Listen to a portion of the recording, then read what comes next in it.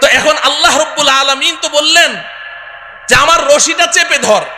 এক নম্বর হইলো রশি চিনতে হবে, দুই নম্বর হলো রশি ধরার সিস্টেম নাকি চিনা লাগবে না? রশি চিনা লাগবে। আমাদের দেশের কিছু ভাই তো রশি চিনতে ভুল করে ফেলেছে। এই বেচারারা সূরা আলে ইমরানের 103 নম্বর আয়াত পড়ে এখন পেরেশান, আল্লাহর রশি কোথায় পাওয়া যায়। কারণ রশি না ধরলে তো আর বাড়িতে যাওয়া লাগবে না, রশি তো ধরাই লাগবে। এখন খুঁজতে খুঁজতে অস্থির, কোথায় রশি পাওয়া যায়, কোথায় তো রশি নাই। পরে চিন্তা করলো যে কোরআন নাজেল হয়েছে মক্কায়, আচ্ছা ওখানে যাই। হজ করতে গেছে, মক্কা মদিনা পুরা ঘুরে আসলো, কেউ রশি চিনে না। দেশে আসার পরে মন টন খারাপ, রশি ধরতে পারলাম না, তাইলে তো আর জান্নাতের বাড়িতে যাওয়া হবে না। পরে দেখে সর্বনাশ, এই পাশের জেলায় ফরিদপুর গেলেই তো রশি পাওয়া যায়। কয় যে পাইছি, একটা জন্মের মতো গিয়ে চেপে ধরে। ও আমার প্রিয় ভাইয়েরা, আপনাদের বিবেকের কাছে জানতে চাই, আল্লাহ তাআলা এমন রশির কথা বললেন যেই রশি পৃথিবীর কোথাও নাই, মক্কায়ও নাই, মদিনায়ও নাই, ফরিদপুর জেলায় গেলে পাই। এই রশি কি সেই রশি? এই রশি কি সেই রশি?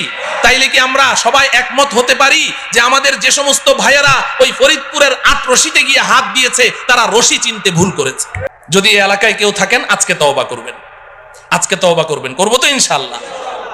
ওই রশি না রে ভাই, আল্লাহর রশি কি এটা আগে চিনতে হবে। তাফসীরের কিতাব খুলেন, আমার কথা শোনার দরকার নেই, আমি তো সূরার নাম আয়াত নাম্বার বলে দিয়েছি। আপনি যে কোনো একটা গ্রহণযোগ্য তাফসীরের কিতাব খুলেন, সব মুফাসসিরিনে কেরাম এক কথা বলেছেন, এখানে কেউ দুই কথা বলেন নাই। তারা পরিষ্কার বলে দিয়েছেন হাবলুল্লাহি আল কুরআন, আল্লাহর রশির নাম হলো আল কুরআন। সুবহানাল্লাহ। তাইলে রশিটা কি আল্লাহ ছেড়েছেন না এখনো ছাড়েন নাই? হ্যাঁ ছেড়েছেন। এখন কি করা লাগবে? আমাদের ধরা লাগবে। তাইলে এখন শেষ ওয়াজ হইলো ধরবো কেমনে? তাইলে শক্ত করে ধরতে হইলে আঙ্গুল লাগে কয়টা?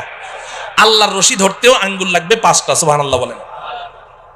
এখন আমি এই 5টা আঙ্গুলের নাম বলবো, সবাই মুখস্থ করবেন। তো এখন 5টা আঙ্গুলের নাম আগে মুখস্থ করেন, আমি সংক্ষিপ্ত একটা এক্সরে রিপোর্ট দিয়ে যাই যে আঙ্গুলগুলো সুস্থ আছে কিনা, ধরা আছে কিনা। হ্যাঁ, মাঝে মধ্যে এক্সরে রিপোর্টটা বাইর করে দেখবেন, দেখবেন তো ইনশাআল্লাহ। আল্লাহর রশি ধরার 1 নম্বর আঙ্গুলের নাম হলো ঈমান, 2 নম্বর আঙ্গুলের নাম ইবাদত, 3 নম্বর আঙ্গুলের নাম মুআমালা। আমি পরে অর্থ বলে দিব, এখন না বুঝেই মুখস্থ করেন। 4 নম্বর মুআশারা, 5 নম্বর আখলাক। আখলাক কয়টা হলো? 5টা। রক্ত মাংসের আঙ্গুল না। তার মানে কি, এই যে 5টা কথা বললাম, ইসলাম এই 5টা সেক্টরে বিভক্ত, এই 5-এর বাইরে আর ইসলাম নাই।